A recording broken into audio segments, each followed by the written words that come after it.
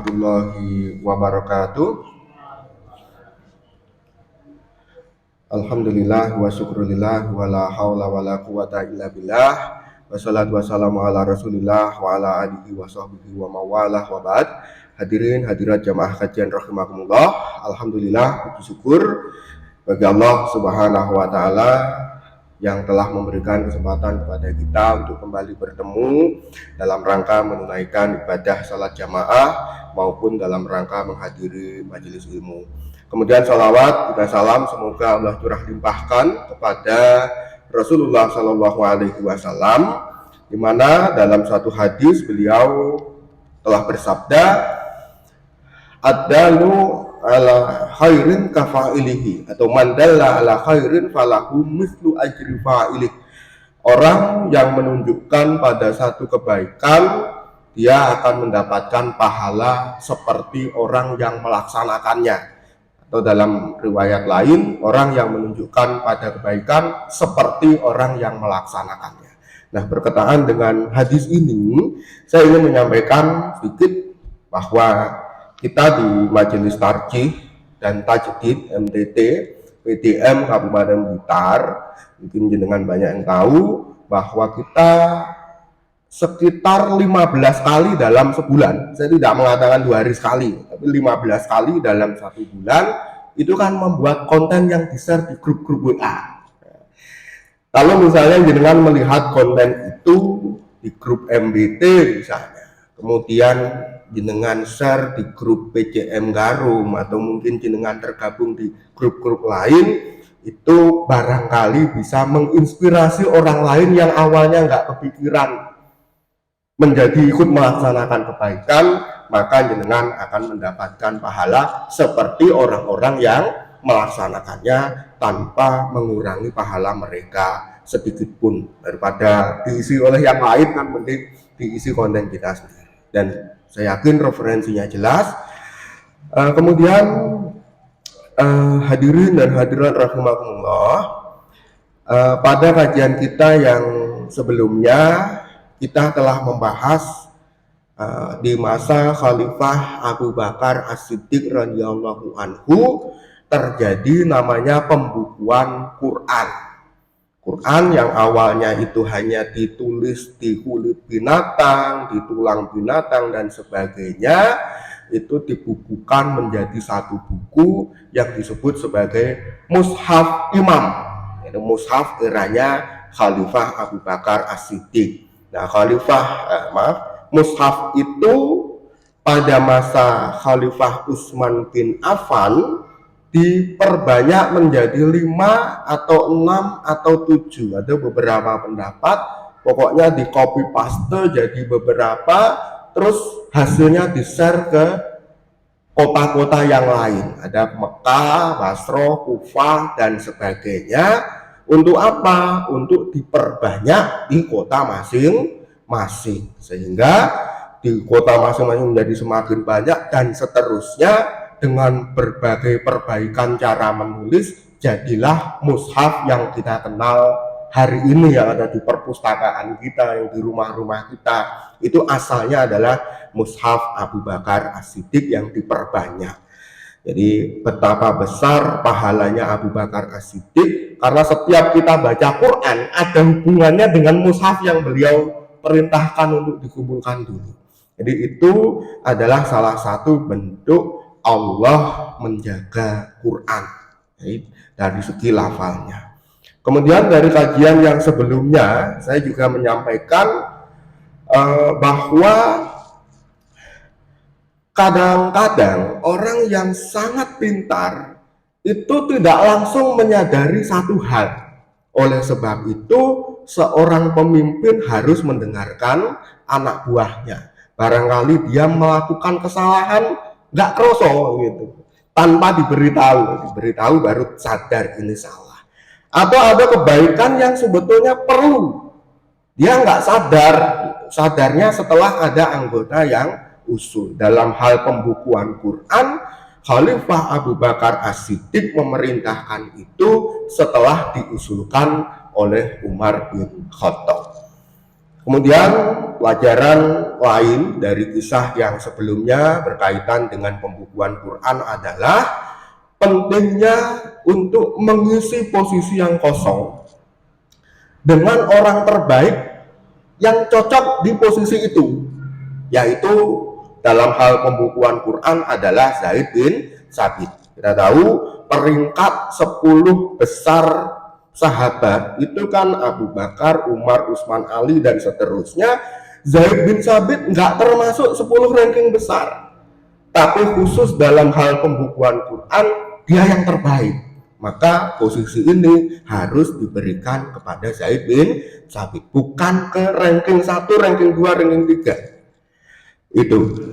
Nah, hadirin dan hadirat rahimakumullah, di kesempatan kali ini karena kita sudah bahas tentang pembukuan Al-Quran atau sejarah mushaf Quran, saya pandang ada baiknya kita juga membahas sejarah hadis secara umum atau sejarah pembukuan hadis Nabi Shallallahu Alaihi Wasallam. Kalau yang saya sampaikan sebelum-sebelumnya itu ada banyak hal yang sifatnya amal, menyampaikan kita harus begini, harus mencontoh itu, tapi di kesempatan kali ini lebih banyak cerita sejarahnya saja. Jadi bagaimana hadis Nabi Shallallahu Alaihi Wasallam sampai kepada kita. Pada awal periode Islam, sebetulnya dulu Rasulullah Shallallahu Alaihi Wasallam pernah melarang hadis ditulis, Pak. Itu kalau sekarang saya mau ceramah kan ngetik, ngeprint, bawa ke sini diceramahkan enteng aja kan. Tapi dulu di awal periode Islam nggak boleh nulis hadis itu. Beliau mengatakan dalam hadis sahih riwayat Muslim, la taktubu anni wa man kataba anni ghairal qur'ani falyamhu. Jangan menulis apapun dariku. Barang siapa terlanjur menulis sesuatu dariku selain Quran, hendaklah dia menghapusnya. Yang terlanjur menulis hadis sekalipun suruh menghapus di awal periode Islam. Kenapa? Di antara hikmahnya ada 3. Yang pertama adalah untuk supaya Quran betul-betul tidak tercampur dengan selain Quran, dalam hal ini hadis. Yang kita tahu bahwa sebetulnya tidak mungkin Quran tercampur dengan hadis. Orang mengira sabda Rasul sebagai Quran, tidak mungkin. Karena antar manusia saja gaya bahasa kan beda, ya kan? Saya ceramah ngomongin Islam berbahasa Indonesia, Ustadz Gus Syihab juga ceramah pakai bahasa Indonesia, dan lain-lain ceramah di sini umumnya pakai bahasa Indonesia, sama-sama bicara Islam. Gaya berbahasanya kan beda, bisa ditengeri, bisa dibedakan. Jadi kalau antar manusia saja bisa dibedakan, apalagi sabda Rasul dengan firman Allah. Orang sebetulnya sangat mudah untuk bisa membedakan keduanya. Makanya karena antar makhluk, antar manusia saja itu bisa dibedakan. Zaman dulu ulama hadis yang paling pinter itu, kalau dengar ada orang mengatakan Rasulullah bersabda kalimatnya begini, itu ada ulama yang langsung mengatakan itu hadis palsu. Nggak mungkin Nabi Muhammad ngomong begitu. Itu bukan gaya bahasanya Nabi Muhammad Shallallahu Alaihi Wasallam. Jadi manusia antar mereka ngomong itu punya gaya bahasa yang bisa dibedakan, apalagi omongannya manusia, dalam hal ini Nabi Muhammad dengan firman Allah. Tapi untuk menjamin biar tidak ada tercampur antara mana Quran mana sabda Rasul, itu beliau di awal periode Islam mengatakan selain Quran tidak ada yang boleh ditulis. Yang terlanjur menulis selain Quran harus dihapus. Itu alasan yang pertama. Kemudian alasan yang kedua, karena pada saat itu alat untuk menulis dan orang yang bisa menulis sangat terbatas. daripada sebelum ngurusi yang nomor 2 yaitu hadis, kan lebih baik orang yang bisa menulis dan alat tulis yang ada dimaksimalkan dulu untuk menulis Al-Quran di kulit binatang, di kayu dan lain-lain. Kemudian alasan yang ketiga, mengapa Rasulullah Shallallahu Alaihi Wasallam awalnya melarang hadis ditulis, hanya Quran yang boleh ditulis, adalah untuk mengisyaratkan kepada kita semuanya bahwa Quran lebih utama atau lebih penting daripada hadis. Semuanya dalil, semuanya mulia, tapi kalau dinomorkan, Quran nomor 1, hadis nomor 2. Jadi awal periode Islam, Rasulullah Shallallahu Alaihi Wasallam melarang penulisan hadis. Lama-lama boleh. Jadi misalnya ada seorang sahabat mengatakan kepada beliau, kami telah banyak mendengar hadis atau sabda dari Anda. Boleh nggak ditulis gitu? Takut lupa, takut hilang. Beliau mengatakan boleh, nggak ada masalah. Sehingga karena akhirnya Rasulullah Shallallahu Alaihi Wasallam membolehkan hadis untuk ditulis, maka ada beberapa sahabat yang spesialis nulis hadis. Kalau penulis Quran kan kemarin kita ceritakan Ubay bin Ka'ab, Zaid bin Sabit, ada Abdullah bin Sa'ad bin Abi Sarah dan lain-lain. Khusus Quran, ada sahabat yang nggak nulis Quran tapi nulis hadis. Misalnya siapa?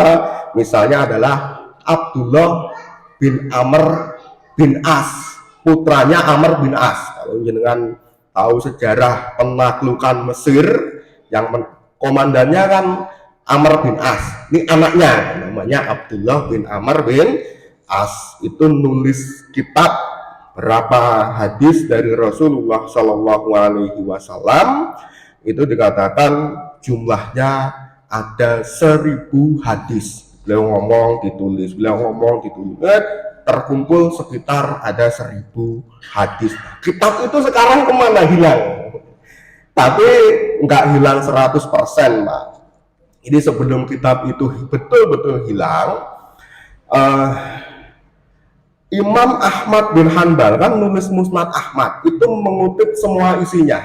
Jadi semua isi kumpulan hadis koleksinya Abdullah bin Amr bin As itu ada di Musnad Ahmad, jilid 9, 10, dan 11. Nah 1000 hadis kan tebal itu. Jadi ada di Musnad Ahmad dan beberapa kitab yang lain.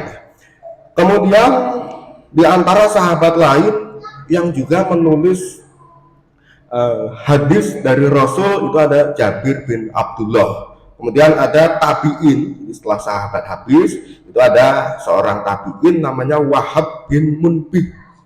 Ini hanya meriwayatkan hadis dari Abu Hurairah.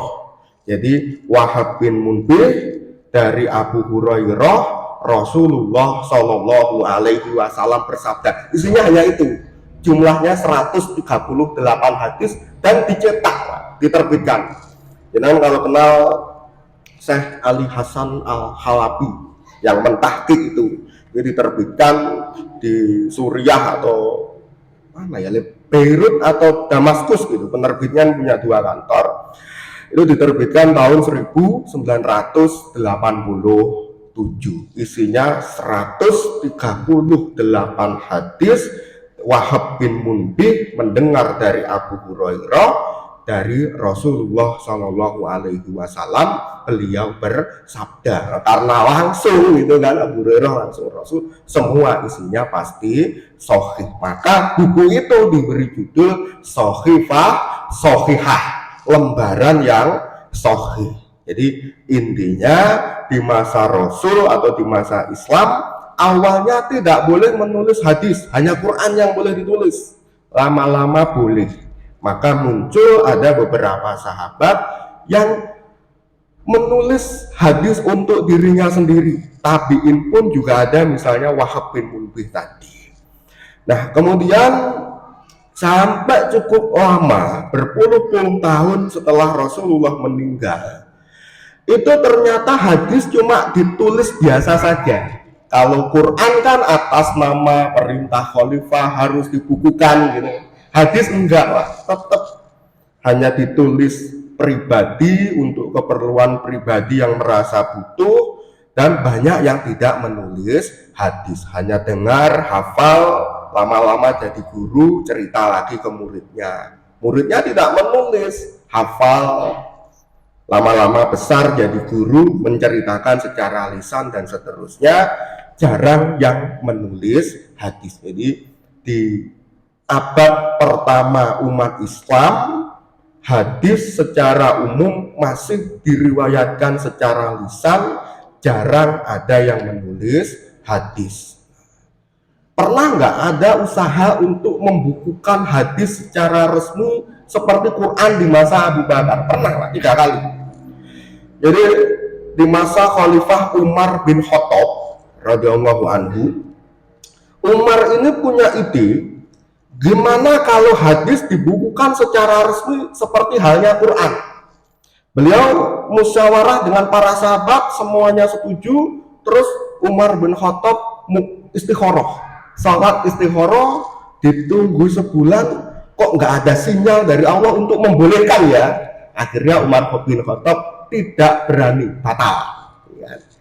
Kemudian sekitar tahun 70 atau 80 Hijriah, gubernur Mesir dari khilafah Bani Umayyah, namanya Abdul Aziz bin Marwan rahimahullah, itu juga berusaha untuk mengumpulkan hadis. Kalau Umar bin Khattab tidak jadi karena sholat istikharah nggak ada jawaban.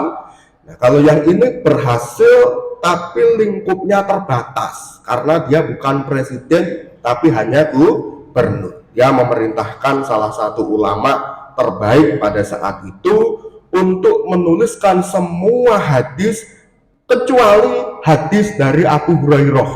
Kenapa? Saya sudah punya.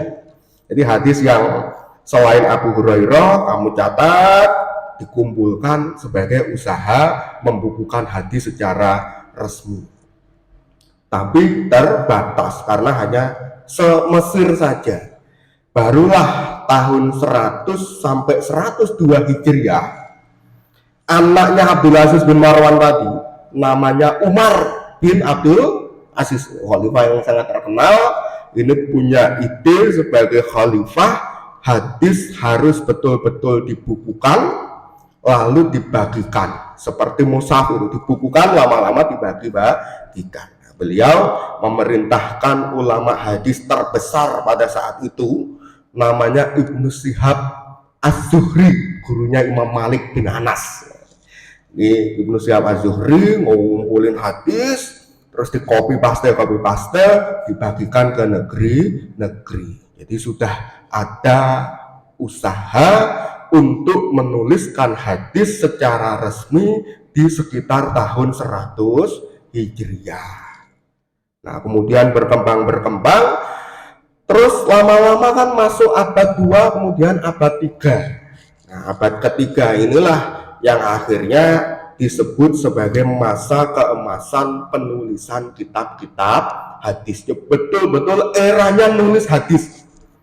Muncul Imam Bukhari, muncul Imam Muslim, Abu Dawud, Nasai, Tirmidzi, Ibnu Majah, dengan dengar itu kan, maksudnya kenal dengan nama itu.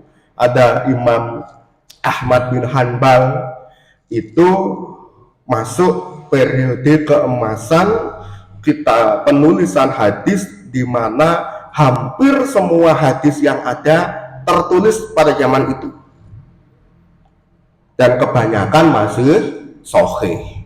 Jadi abad ketiga adalah abad keemasan penulisan hadis Rasulullah Shallallahu Alaihi Wasallam. Kemudian lama-lama akan menurun. Kenapa? Karena hampir semua hadis sudah ditulis, sehingga ada ulama hadis berikutnya di masa-masa berikutnya mau nulis hadis yang ini sudah ada di Sunan Ibnu Majah, mau nulis ini ada di Sunan Nasai, akhirnya kebagian hadis dhaif toh. Ngerti kan logikanya?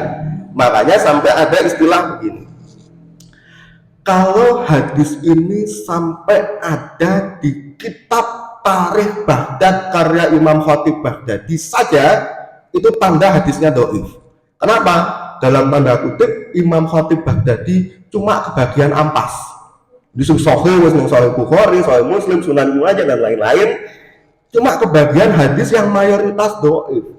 Yang dikatakan kalau ada hadis hanya di Tarikh Baghdad ya Khatib Baghdadi, tanda hadis itu dhaif. Kalau hadis ini hanya ada di kitab judulnya Musnad Firdaus karya Imam Dailami, itu juga tanda kalau hadisnya dhaif. Wong anak yang gak ngerti iki, ngerti lo hadis isinya kota apa di share. Makanya dulu waktu zaman corona, mungkin jenengan tidak tahu karena bukan di grup MBT, kejadiannya di grup lain, saya sering ngendasi orang. Nah, asal share hadis ini karena zaman corona banyak yang pekerjaannya terhambat, lebih sering di rumah, akhirnya lebih sering share yang sahih kehabisan, lama-lama share yang dhaif. Jadi itu harus diingatkan. Jadi intinya awalnya hadis dilarang untuk ditulis, kemudian oleh Rasulullah diizinkan sekitar tahun 100 Hijriah, di awal abad kedua itu ada perintah resmi dari khalifah harus dibukukan.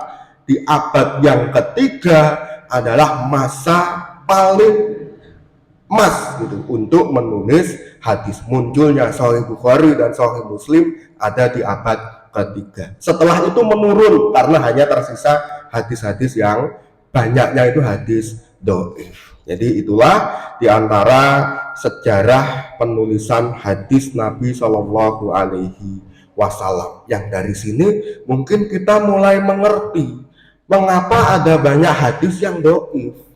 Kok beda dengan Quran? Kalau Quran kan istilahnya semuanya sahih. Sebab Rasul meninggal tahun 11, tahun 12 sampai tahun 13 dibukukan langsung baku. Orang salah baca dicek di situ ketahuan salah langsung kan. Tapi kalau hadis itu hanya boleh ditulis terus perintah resmi di sekitar tahun 100 Hijriah. Jadi sebelum itu mayoritas periwayatan itu masih secara lisan. Jenengan nek krungu aku ceramah saiki, besok pagi disuruh mengulangi ceramah saya, kan mesti hilang, tinggal berapa persen gitu. Begitu orang dulu kan dengar hadis nggak dicatat, mungkin ingat maknanya saja. Ketika mengatakan Rasulullah bersabda, kalimatnya sudah beda jauh. Ya kalau mirip-mirip bisa beda jauh. Makanya banyak hadis dhaif. Namanya hadis itu ada sebagian yang istilahnya hadis dhaif, tapi tetap ketahuan kok, Pak. Kalau ada hadis dhaif itu tetap ketahuan. Sampai hari ini itu banyak sekali ulama-ulama hadis yang bisa membuktikan hadis ini adalah hadis lemah dengan berbagai cara memeriksanya. Nah, Allah Subhanahu wa taala, saya sampaikan bahwa Allah telah menjamin untuk menjaga Al-Qur'an, ya kan? Allah menjaga lafal Quran diantaranya dalam bentuk mushaf di masa Khalifah Abu Bakar tadi. Allah juga menjaga maknanya Quran. Salah satu sumber penjelasan makna Quran adalah hadis. Makanya walaupun ada banyak hadis dhaif, tapi banyak juga ulama yang bisa membuktikan bahwa hadis itu dhaif, bahwa hadis itu sebetulnya tidak pernah disabdakan oleh Rasul. Caranya bagaimana? Misalnya ada orang mengklaim mendengar dari Imam Syafi'i. Imam Syafi'i itu selain pakar fikih juga ahli hadis. Imam Syafi'i mendengar dari Imam Syafi'i katanya mendengar dari Imam Malik, Imam Malik katanya mendengar dari Nafi, bekas budaknya Ibnu Umar, ini katanya mendengar dari Ibnu Umar bahwa Rasulullah Shallallahu Alaihi Wasallam bersabda bla bla bla bla. Dicek, muridnya Imam Syafi'i kan banyak. Dari semua muridnya Imam Syafi'i, kok nggak ada yang cerita hadis ini? Oh berarti ini bohong. Nah karena udah ketahuan bohong pertama, besok-besok kalau dia meriwayatkan hadis mudah untuk dicurigai. Atau misalnya ada orang mengaku mendengar hadis dari Malik bin Anas, dari Ibnu Syihab Az-Zuhri, dari Anas bin Malik, Rasulullah bersabda. Kita tahu seumur hidup Imam Malik bin Anas enggak pernah keluar dari kota Madinah. Ini orang dari Mesir yang enggak pernah ke Madinah, berarti enggak mungkin ketemu. Bohong. Dan lain-lain ya. Jadi Allah menjaga makna Quran, diantaranya adalah dengan bentuk menjaga hadis Nabi Shallallahu Alaihi Wasallam, sebab salah satu fungsi dari hadis adalah menerangkan isi Al-Quran.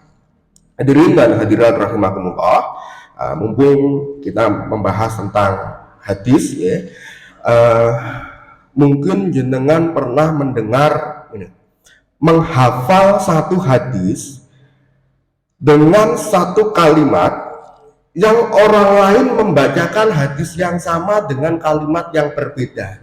Dulu ketika di Mesir ini pernah terjadi konflik di grup pengajian saya di Muhammadiyah Mesir, kajian Arisalah, kajian usul fikih. Loh ini kok hadisnya kok bunyinya begini? Gitu. Yang benar begini sesuai hafalannya. Saya bilang semuanya benar. Gitu. Jadi misalnya dengan menghafal hadis pertama dalam Sahih Bukhari itu berbunyi innamal a'malu bin niyat panjang alif ta terakhir. Itu ada di Sahih Bukhari dan Sahih. Tapi di riwayatnya Imam Muslim bukan bin niyat panjang, tapi innamal a'malu bin niyah pendek. Artinya lebih kurang sama lah, satu mufrad satu jamak. Ada hadis dalam yang sama, misalnya barang siapa yang hijrahnya karena dunia yang ingin dikejar, awim ro'atin yankihuha, atau perempuan yang dia ingin nikahi. Dalam riwayat lain, awim ro'atin yatazawajuha, artinya sama juga, atau perempuan yang dia ingin nikahi. Jadi dalam hadis itu kadang orang membacakan hadis dengan kalimat yang beda dengan yang pernah kita baca. Yang sangat terkenal, pernah mondok dikit aja mesti hafal ini, man kadaba alayya muta'ammidan falyatabawa maq'adahu minan. Man kadaba alayya. Di kitab lain man taqawwala alayya, kadaba diganti taqawwala. Di kitab lain man qala alayya malam akul falyatabawa maq'adahu minan. Nah, bagaimana bisa ada satu hadis yang punya versi berbeda-beda maksudnya sama? Ini pertama saya mengatakan, kalau ada orang membacakan hadis dengan kalimat yang beda dengan hafalan kita, jangan mudah menyalahkan. Karena bisa jadi semua benar. Kenapa itu bisa terjadi? Sebabnya ada dua, yaitu Rasulullah Shallallahu Alaihi Wasallam itu sendiri, dan sebabnya adalah yang kedua, perawi hadis. Misalnya kalau sebabnya Rasul itu kemungkinannya dua. Yang pertama, Rasul menerangkan sesuatu lebih dari sekali. Ya pasti secara umum bahasanya sama, tapi kan beda-beda dikit. Kemarin Ahad pagi terakhir saya kan bahas hadis tentang niat awal. Jadi kertasnya ini. Jadi babnya ini, subbabnya ini. Keterangannya sama, contohnya sama, di MBT saya sampaikan dengan kalimat begitu. Kalau saya menceramahkan ini di Cangkring, secara umum kan sama, tapi kalimatnya pasti ada perbedaan. Makanya di satu waktu Rasulullah mengatakan ke salah satu sahabat, man kadaba alayya, barang siapa berdusta atas namaku. Terus ada ketemu sahabat yang lain, ngomongnya beda lagi, tapi secara umum sama, man taqawwala alayya, artinya juga barang siapa berdusta atas namaku. Ketemu sahabat yang lain, bahasanya man qala alayya malam akul, barang siapa bicara atas namaku sesuatu yang saya nggak pernah katakan, pokoknya masuk neraka. Jadi Bisa jadi karena Rasul menerangkan satu hal berulang kali, secara umum bahasanya sama, tapi ada sedikit perbedaan. Jenengan hafalnya betul, orang lain membacanya juga betul. Kemungkinan yang kedua, mengapa ada hadis yang kalimatnya beda-beda, tapi intinya sama dari Rasul adalah kalau Rasul melakukan satu hal dilihat oleh dua orang sahabat yang berbeda. Mereka kalau cerita kan pasti kalimatnya nggak sama kan. Saya dengan Pak Fauzi misalnya sama-sama lihat ada orang kecelakaan. Yang kecelakaan sama, kita melihat peristiwa yang sama. Lalu saya cerita, Pak Fauzi cerita, pasti kalimatnya berbeda tapi intinya sama. Jadi kalau ada orang cerita hadis kok beda dengan yang saya hafal, itu bisa jadi memang semuanya benar, terutama jika orang lain menyampaikan secara tertulis. Sebab kalau tertulis biasanya kan hasil kopas dari maktabah samilah, Pak. Kalau hafalan mungkin lupa, tapi ya jelas. Ininya Rasul sendiri memang bisa menyebabkan perbedaan lafal-lafal hadis. Kemudian hal lain yang juga bisa membedakan lafal-lafal hadis adalah perawi itu sendiri. Alasannya ada dua. Yang pertama bisa jadi karena lupa. Kemudian bisa jadi dari perawi hadis itu menggunakan sesuatu yang disebut sebagai riwayat dengan makna. Jadi di ilmu hadis itu ada istilah riwayat dengan makna, yaitu saya mendengar sebuah hadis dengan kalimat yang kihuha awim ro'atin yang kihuha, atau perempuan yang dia ingin nikahi yang kihuha, tapi saya ceritanya dengan bahasa lain yang maknanya sama, awim ro'atin yatazawwajuha, artinya juga atau perempuan yang dia ingin nikahi. Dalam ilmu hadis itu boleh tapi dengan syarat. Makanya ada seorang tabi'in yang termasuk tabi'in besar, Pak. Namanya Imam Ibnu Sirin, pernah ngomong gini, saya mendengar satu hadis dari 10 sahabat Nabi, masing-masing kalimatnya beda-beda tapi maksudnya sama. Oh, berarti ini sebetulnya Rasul bersabda satu kali, didengar 10 sahabat, masing-masing merubah kalimat hadis itu dengan kalimat yang lain. Itu hukumnya boleh dengan syarat. Syaratnya apa? Yang pertama, perawi yang meriwayatkan dengan makna itu harus pinter bahasa Arab. Syarat yang kedua, hadis yang diriwayatkan dengan makna tadi sengaja dirubah sedikit tadi itu bukan hadis yang masuk bab jawami'ul kalim, hadis yang singkat padat itu nggak boleh dirubah.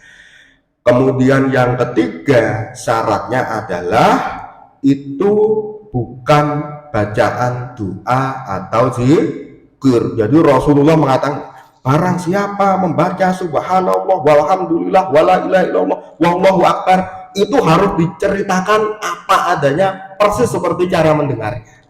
Dengar itu harus ngomong yang sama. Tapi kalau dengarnya itu orang yang jatuh diganti dengan kata apa yang sesuai dengan kata jatuh, itu hukumnya boleh. Kenapa kok boleh dengan syarat tadi? Sebab kalau Al-Quran itu kan kalimat langsung dari Allah, dia kan membaca Quran langsung itu kan ibadah. Tapi sabda Rasul itu adalah ucapan manusia, sehingga disampaikan dengan bahasa lain yang maknanya sama, hukumnya boleh. Bolehnya sampai kapan? Sampai hadis itu dicatat di kitab-kitab hadis. Sekarang dengan meriwayatkan dengan makna nggak boleh. Itu. Kemudian apalagi, mumpung kita bicara tentang hadis, masalah Kalau meng-share hadis itu harus punya keyakinan bahwa hadisnya sahih. Saya kira semuanya sudah sepakat ya. Di grup WA ada orang menyampaikan hadis yang tidak diberi keterangan sahih atau hasan atau mutawatir, kita nggak boleh langsung mengamalkan atau menyampaikan kepada grup lain lagi sebelum jelas hukumnya seperti apa. Oh ya, kemudian inilah mengapa di kitab-kitab hadis keselip ada hadis doif. Gambaran masalahnya gini, kalau orang zaman sekarang, misalnya saya bukan ulama, bukan pakar hadis, tapi ketika saya jadi guru, sebelum digantikan kerabat yang punya sekolah, saya jadi guru mustalah hadis, buku pelajarannya saya buat sendiri, saya ketik, saya print, saya fotokopi, saya bagikan ke murid pakai biaya saya. Nah, bukan ahli hadis, tapi nulis buku tentang ilmu hadis. Hari ini bisa aja itu. Atau mahasiswa yang ilmunya masih tanggung, kalau mau lulus kan harus buat tulisan yang kita sebut skripsi itu. Jadi zaman sekarang orang nulis tentang sesuatu bisa jadi dia bukan pakar dalam bidang itu. Tapi zaman dulu orang tidak akan menulis satu bab atau satu bidang kalau dia bukan ahli di bidang itu. Ibnu Katsir nulis tafsir Al-Qur'anul Azim, itu tanda beliau pakar tafsir. Ibnu Katsir nulis kitab judulnya Ikhtisar Ulumul Hadis, berarti beliau ahli di bidang hadis dan lain-lain. Imam Abu Dawud kan nulis kitab hadis namanya Sunan, berarti orang nulis kitab hadis judulnya Sunan harusnya sangat pintar di bidang hadis. Kok bisa di Sunan Abu Dawud kecolongan ada hadis doifnya? Paham ya? Misalnya lagi Imam Ibnu Majah nulis kitab hadis judulnya Sunan juga. Karena nulis kitab hadis, Imam Ibnu Majah harusnya sangat pintar dalam bidang hadis. Kok kecolongan menyelipkan hadis doif di kitab tersebut? Bahkan ada hadis palsunya. Yang nggak ada hadis palsunya itu dari kutubus sittah ini cuma Sahih Bukhari, Sahih Muslim, sama Sunan Nasa'i. Di Sunan Tirmidzi ada, Sunan Abu Dawud ada, Sunan Ibnu Majah juga ada, di Musnad Ahmad juga ada. Imam Ahmad kan ahli hadis, nulis musnad kok ada hadis doifnya, bahkan hadis palsunya, kok bisa ya? Mengapa ulama bisa mencatat hadis doif dalam kitab mereka? Ini untuk husnudon kepada ulama ya. Kita sampaikan bahwa namanya ulama, termasuk ulama hadis, tetap bisa melakukan kesalahan. Bisa jadi beliau mengira hadisnya sahih, ternyata doif, kadung ditulis di kitabnya. Sebagaimana dalam bidang fikih, ulama fikih nulis kitab fikih, pendapatnya kan nggak selalu benar. Hampir semua kitab mazhab Syafi'i kalau mengajarkan cara wudhu, mengusap kepala, minimal nul sudah sah. Bagi kita kan tidak benar. Jadi setiap ulama bidang apapun bisa melakukan kesalahan, termasuk ulama hadis, itu yang pertama. Kemudian yang kedua, kadang-kadang ulama hadis sengaja mencantumkan hadis doif dalam kitab mereka untuk menerangkan bahwa hadis ini doif. Jadi zaman dulu ada kitab fikih mencantumkan hadis, gak ada sanadnya, gak ada keterangan apakah sahih. Kitab bahasa kadang menukil hadis juga, padahal hadisnya doif tapi gak diterangkan. Kitab tafsir juga bisa ngutip hadis doif bahkan palsu, penulisnya tidak menerangkan. Maka perlu Imam Abu Dawud nulis kitab Sunan sengaja ditaruh hadis doif supaya kita tahu itu hadis doif. Besoknya baca kitab fikih, hadisnya kok di sini? Oh, ini hadis doif. Tahu dari mana? Imam Abu Dawud meletakkan hadis doif itu di Sunannya dan mengatakan hadisnya doif. Jadi kadang-kadang memang ulama hadis sengaja meletakkan hadis doif di karya tulis mereka agar kita tahu itu hadis doif, supaya kalau besok baca dari buku-buku lainnya kita ngerti bahwa itu adalah hadis dhaif. Jadi ya itulah diantara kajian kita di kesempatan kali ini. Allah Subhanahu wa Ta'ala telah menjamin kepada kita semua bahwa Allah akan menjaga Al-Quran sampai hari kiamat. Nah, di antara bentuk Allah menjaga Al-Quran adalah Allah menjaga teks redaksi Quran, di antaranya pakai pembukaan mushaf Quran itu.